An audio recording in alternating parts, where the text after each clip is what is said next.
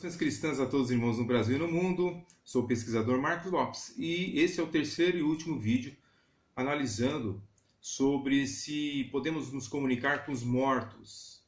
Este é um dos ensinos do espiritismo kardecista, e também do baixo espiritismo. Bem, de qualquer forma, eles usam a Bíblia Sagrada, o kardecismo, usando também 1 Samuel capítulo 28, querendo comprovar que, de fato, o rei de Israel falou com um morto. Mas nós estamos vendo biblicamente que isso não é possível pelas evidências apresentadas.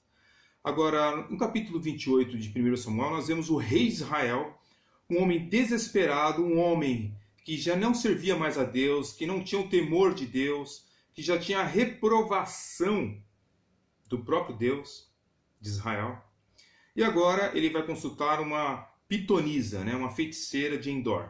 E nós vemos aqui descrevendo a sessão que aconteceu aqui, esta história terrível de um homem desesperado.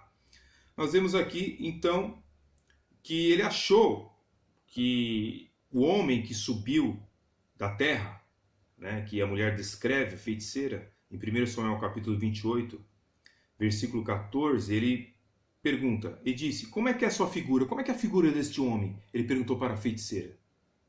E ela disse: olha, ele vem subindo um homem ancião que está envolto numa capa. Entendendo Saul que era Samuel, inclinou-se com o rosto em terra. A Bíblia diz que foi o equívoco do rei de Israel. Achou ali que era Samuel, mas não era. Entendendo Saul que era Samuel. Ou seja, a Bíblia não diz que era Samuel.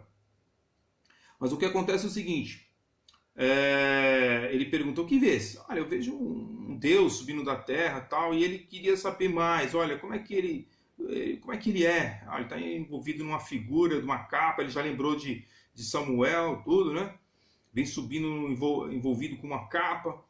Então ele se inclinou em terra, o rei de Israel, Saul, achando que era Samuel já falecido. E aí nós vemos aqui, nessa sessão espírita, um engano do coração do rei de Israel. Da mesma forma como acontece em nossa época contemporânea.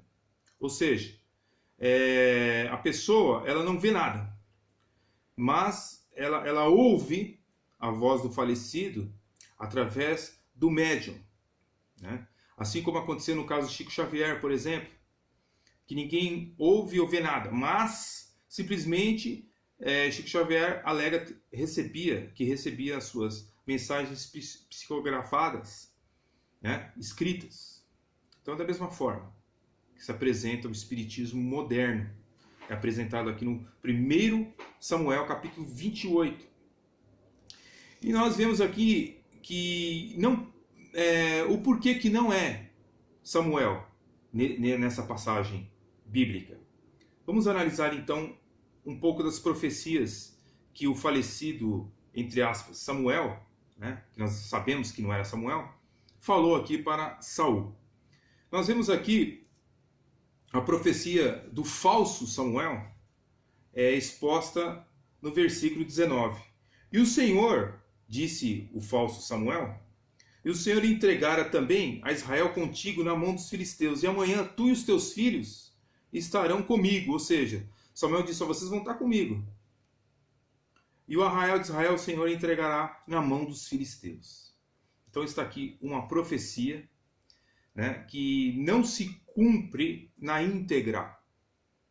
Porque Saul não foi entregue nas mãos dos filisteus.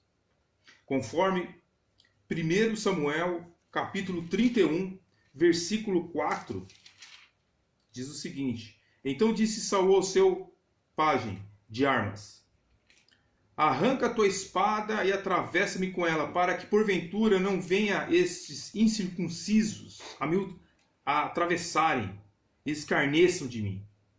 Porém o seu pajem de armas não quis, porque temia muito. Então Saul tomou a espada e se lançou sobre ela.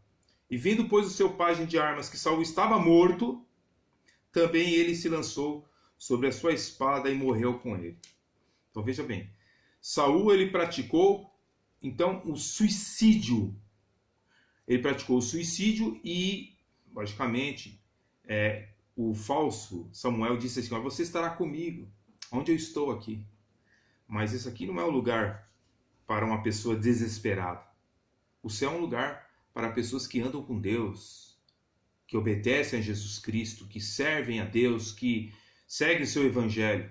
E nós vemos aqui um homem desesperado, que havia, segundo a Bíblia Sagrada, um espírito maligno, né, no couro dele, lá atormentando ele. Então não tem nada a ver, essa profecia não se cumpre.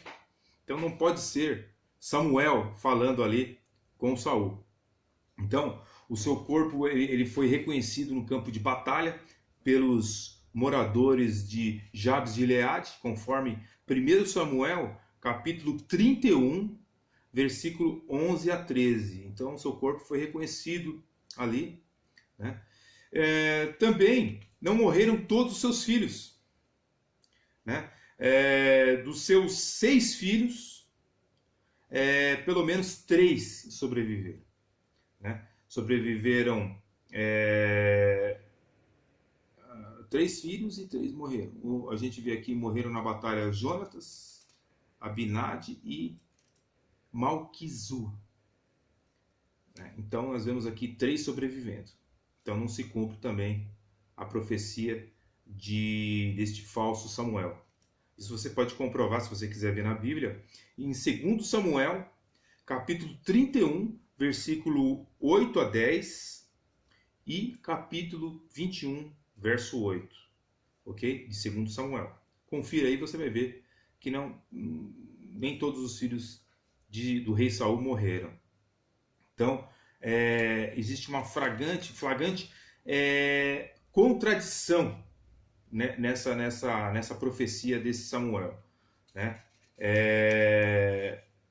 Isso é bem diferente do que nós encontramos em 1 Samuel, capítulo 3, versículo 19. Olha só, 1 Samuel, capítulo 3, versículo 19: e crescia Samuel, o Senhor era com ele, e nenhuma das suas palavras deixou cair por terra.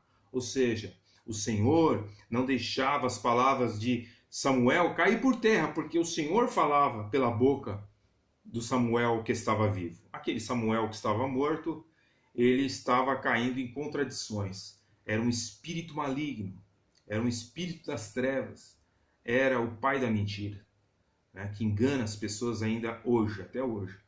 Então é claro que não foi Samuel que se manifestou lá em Endor, né? Tudo não passou de uma fraude arquitetada pelo espírito maligno.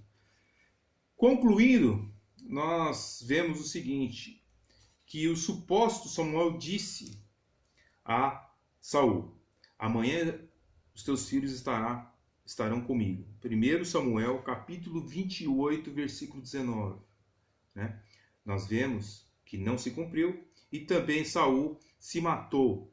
Portanto, ele cometeu suicídio e não poderia estar no mesmo lugar que Samuel, né? A Bíblia diz que Samuel estava com o Senhor, né? Samuel morreu na presença de Deus.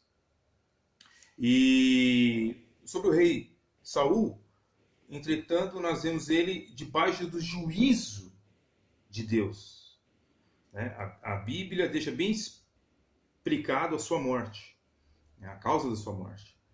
E 1 Crônicas, capítulo 10, versículo 13, está escrito o seguinte: assim morreu Saul por causa de sua transgressão cometida contra o Senhor, por causa da palavra do Senhor, a que ele não guardou, e também porque interrogara e consultara uma necromante, algo que era condenado pelas escrituras sagradas. Então, se você abrir a sua Bíblia, pode conferir, você que é não crente, você que não segue nenhuma religião, você que é kardecista, você que pratica o baixo espiritismo, pode abrir a sua Bíblia. Não é eu que estou dizendo, tá? É uma interpretação simples que você pode mesmo averiguar. Por exemplo, Deuteronômio, capítulo 18, verso 9 a 12, olha só o que está escrito aqui, 18, verso 9 a 12. Mandamento do Senhor, mandamento do Deus, dono do universo. Se você não considera o cristianismo, considere a Bíblia. Olha só o mandamento do Deus da Bíblia. Quando entrares na terra que o Senhor teu Deus te der, Deus falando para Israel, olha, quando vocês entrarem na terra que eu vou dar para vocês, não aprendeis a fazer conforme as abominações daquelas nações. Quais eram as abominações praticadas por aquelas nações? Entre ti não poderá achar quem faça passar pelo fogo seu filho ou a sua filha, nem adivinhador. Olha, eu não quero nada disso. Tudo que essas nações pagãs praticam, vocês não devem praticar. Vocês não vão colocar seus filhos ser oferecidos pelo fogo, como eles fazem, para os seus falsos deuses. Não se achará entre ti quem faça passar pelo fogo seu filho ou sua filha, nem adivinhador, nem prognosticador, nem agogueiro, nem feiticeiro, nem encantador de encantamentos, nem quem consulte um espírito adivinhante, nem mágico, e nem quem consulte os mortos. Mandamento da lei de Moisés, né? E mandamento para os dias de hoje. Porque quando nós vemos no Novo Testamento Paulo passando por algumas regiões, havia espíritos malignos que enganavam pessoas. Inclusive, ele repreendeu esses espíritos malignos, né, pelas regiões que ele passava. Então, é mandamento para ontem e mandamento para hoje. E o rei Saul não obedeceu. E por isso ele foi enganado pelo espírito das trevas, o diabo, pelos demônios, que mentiu para ele. Então nós podemos concluir com tudo isso o seguinte: admitir-se o profeta Samuel, que apareceu naquele momento, é admitir um erro, né? Porque isso cai em contradição totalmente com as escrituras sagradas. Se o Espírito do Senhor se afastou do rei Saul, se Deus não respondeu mais, ou seja, Deus não respondeu por todos os meios que existia, então Deus não tinha mais comunhão com o rei Saul. Então, nessa sessão espírita proibida, ele foi consultar espíritos malignos. A desobediência sempre vai trazer prejuízo para a pessoa. A consultar mortos é proibido pela Bíblia, e qualquer tentativa de estabelecer, certo, contato com os mortos vai trazer consequências trágicas sobre a sua vida. Por isso que a Bíblia Sagrada nos adverte. Olha só o que a palavra de Deus, eu encerro com este versículo da Bíblia Sagrada. Isaías capítulo 8, olha só o que diz a palavra de Deus. Considere a palavra de Deus na sua vida para a libertação, para que você possa ter um encontro com Deus verdadeiro. Isaías capítulo 8, versículo 19 e 20, diz assim a palavra de Deus. Quando vos disserem, olha, quando disserem para vocês aí, até do mundo contemporâneo, consultai os que têm espíritos familiares e os adivinhos, que chilreiam e murmuram entre os dentes. Não recorrerá um povo ao seu Deus a favor dos vivos, interrogar-se-á os mortos. Olha, é perda de tempo. Recorra à lei e ao testemunho. Se eles não falarem segundo esta palavra, nunca vocês vão ver a luz, a alvo. Então não adianta, pessoal, querer consultar espíritos de mortos, porque quem virá no lugar dele é os demônios. Os espíritos mortos não voltam para a terra, segundo as escrituras sagradas. Em Hebreus capítulo 9, versículo 27. Segue-se o juízo, a pessoa não volta à terra, ok? Então você não precisa ter medo de fantasma, e também tenha muito cuidado com ensinos que podem conduzir a sua alma para o abismo eterno. Que Deus possa abençoar a sua vida grandemente em nome de Jesus, e que você possa seguir o Deus Todo-Poderoso. Jesus Cristo disse: eu sou o caminho, a verdade e a vida. Ninguém vai ao Pai senão por mim. Deus te abençoe grandemente em nome